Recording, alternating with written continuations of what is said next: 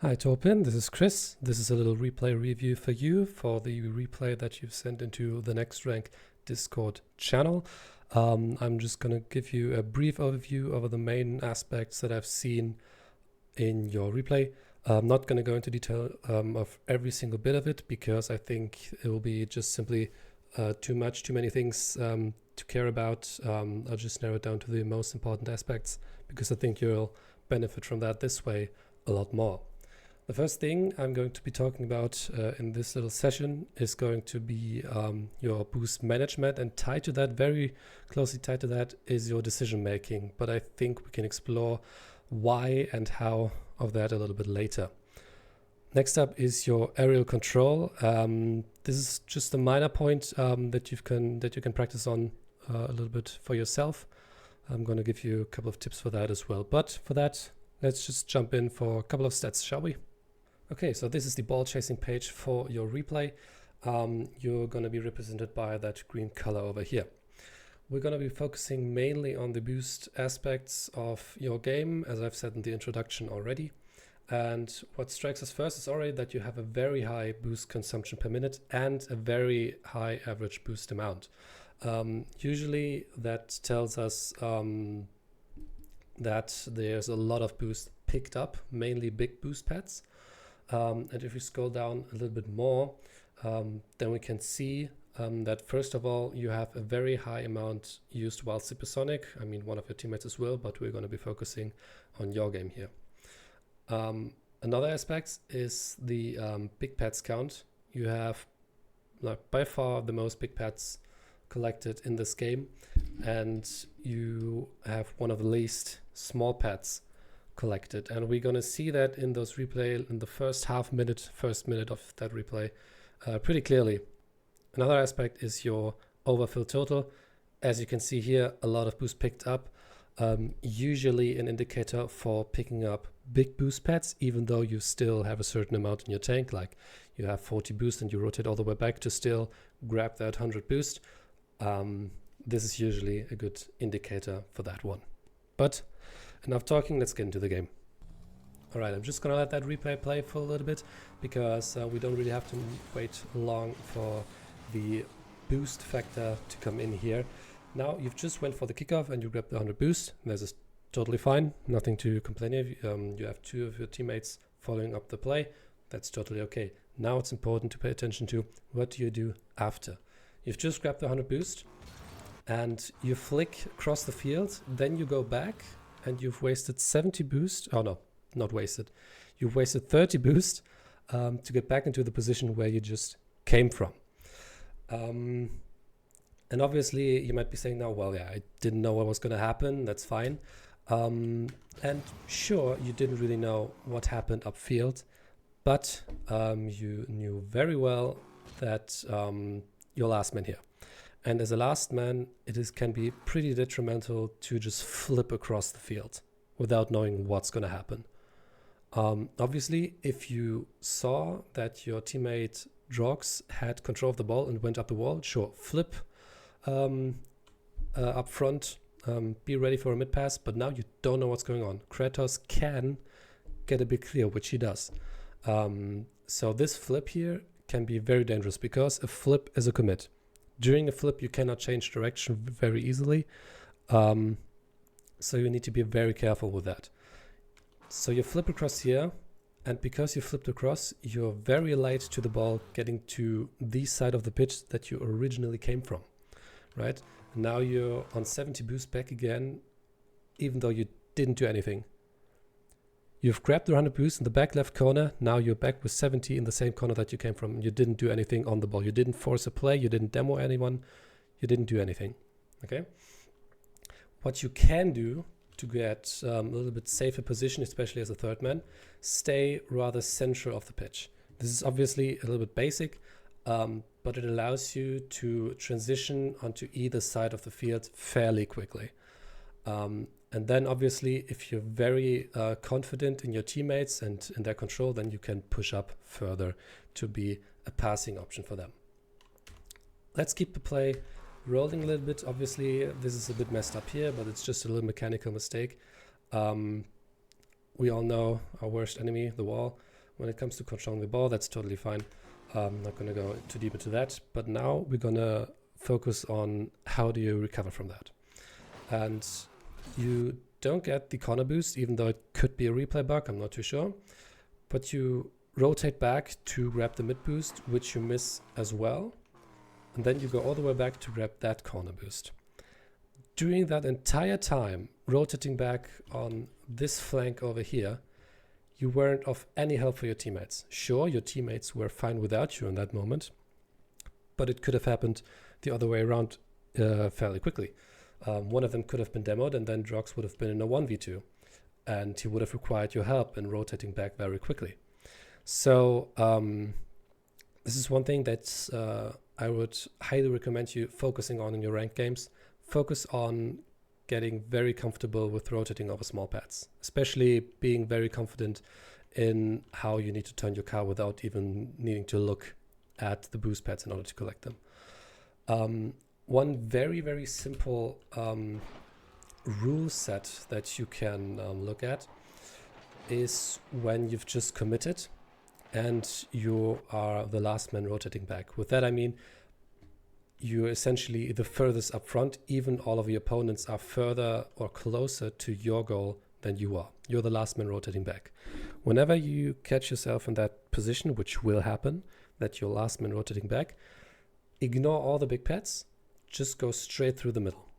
Because it's the quickest way, plus it's the most guaranteed boost. There's barely any boost on this side of the pitch if the big pads are stolen. And if the big pads are stolen, they take a longer time to refill. But in the middle, there's tons of boost plates, and they recover or refill in like within, I don't know, 2 or 3 seconds. So it's most guaranteed boost in the middle of the pitch, and it's faster. So I highly recommend you practicing that if you're last man rotating back, like in this position. Okay, this is the situation right after you rotated back. Now you're pushing up front with your teammate. And this situation right here goes more so into the combination of boost management and a lack of confidence or decision making, as I've touched on earlier in the introduction. When I watch this play right here from your perspective, all I see is you not knowing what you actually want to do.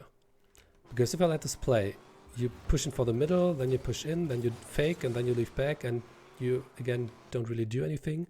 And you're not even able to cover the follow-up, which is this ball right here, which you turn on, but you're rather late, and you get faked again. And then you rotate out, don't even get a bump, and you've rotated out of the play.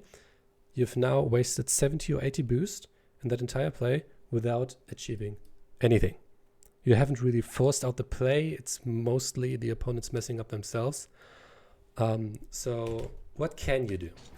I'll give you an idea. Obviously, you can have your own opinion on what you want to do in this play, but you see that your teammate Silent is low boost here, and that there's no back corner boost. So you know that Silent is not going to be able to do much as a last man. So essentially, you need to play a bit more of a safe position here. So what you need to do is also, Drox also has low boost, so he won't be able to get like the perfect pass. Obviously, he can go for a pass right here, but he sort of messes up. That's fine. But as soon as you see this play developing into the corner, straight into here, get out of here, turn around, and cover in from here. Because Drox is going to apply some pressure on the play, which makes it a little bit difficult for creators to recover. This gives you enough time to loop around or even turn around like this and then challenge the corner from here. Because again, your teammate Silent is a bit lower on boost. He's going to be rather careful on what you want to do. So in general, when your teammate is low boost, rather than being completely sideways with him, be a little bit further back, because if he passes middle, you can still get to the ball. And if you're getting to the ball too late, you can still turn around and you're faster back than if you just overcommit into the play. That's my opinion on it. You can look at it otherwise. That's totally fine. But this lack of confidence in what you want to do leads to you wasting a lot of boost, because that's the main rule for boost management. it doesn't take any boost to maintain speed, but it takes a lot of boost to gain speed and accelerate speed. Once you're on supersonic, you can, especially with the mechanics that you have on your level, maintain that speed with, I don't know, wave dashes, flicks, etc. But building speed is a lot more difficult without boost. And if you're indecisive, you don't really know what you want to do, it means that you're hitting the brakes very often because you're readjusting your position because you don't really know what do I want to do. And this leads to you having to accelerate more often because you need to adjust to the play rather than having a plan right off the beginning and wasting less boost. So right here, you rotate back, don't really know what to do, not really confident, and then you rotate out of the play again and you go all the way back again as well. All right, let's look at this situation right here. This goes a bit into your aerial control. I'm just gonna let this play out and then gonna go into it afterwards. So you get your first touch, a bit sloppy, then you follow it up, 0 boost again to recover.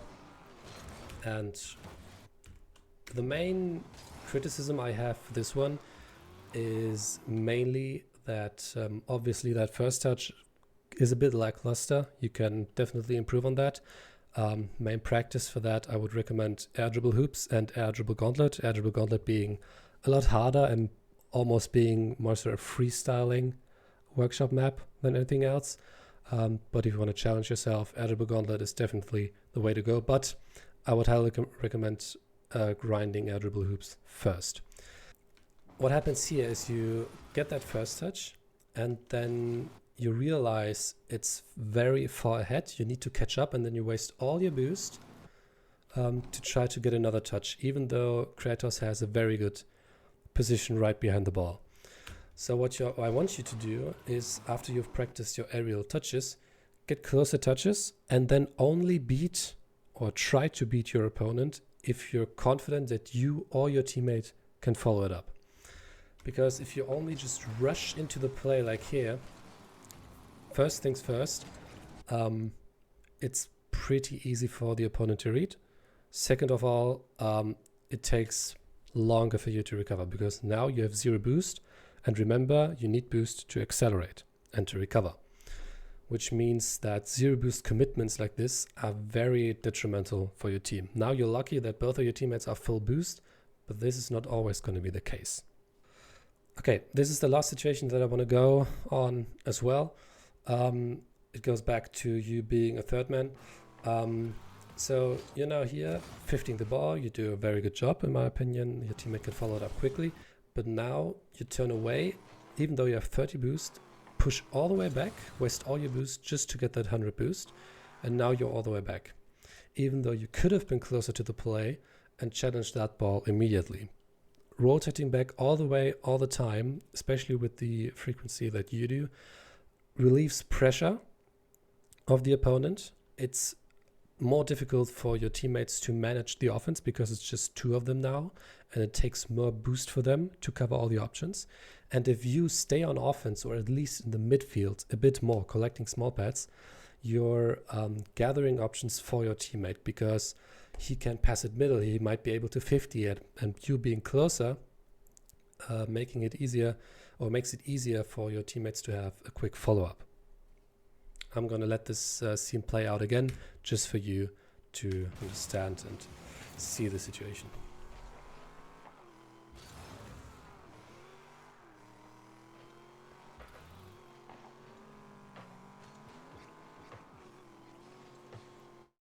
All right, this is basically it, what I've got to say. I tried to keep it a little more basic and a little more brief. Didn't go into every single detail, and obviously I only watched the first minute of the replay, but I watched the entire replay and it was pretty repetitive in the things that you can improve on. It's mostly boost management and decision making, especially as last man. So I would highly recommend you work on that. How you can do that, especially with boost management, is get into a ranked match or into Scrim and try to force yourself, after picking up a big boost, to not immediately hit the boost. Most players waste a lot of boost right after picking up 100 because they're very confident now with the boost that they have, so they think they can waste a lot. Another thing that you can work on is just force yourself to stay in the play. Don't go all the way back. Maybe try to grab the mid boost, and if the mid boost is not there, don't go all the way to your corner boost, but cut inside, collect the small pets, and stay in the play. You will be a lot more proactive doing that and apply a lot more pressure onto the opponent by default. I hope this little review helped you all, not just you, but also the other people watching. This replay review is going to be public, so I hope everyone can learn a bit from this. If you've got any questions, concerns about it, you don't understand anything, feel free to hit me up. I'm happy to help. And the last exercise I would give you as well, watch that same replay back and skip past the minute that we just watched, and take a look at the last 4 minutes and try to recognize you wasting boost, tapping the boost unnecessarily, overfilling the boost, dodging all the small pads, overcommitting as last man, going all the way back as last man. All of the aspects that we just focused on, try to identify those in that replay just to practice you recognizing the situations. Anyway, I hope you have a nice day, nice evening, wherever you are on this planet. And again, any questions, feel free to hit me up.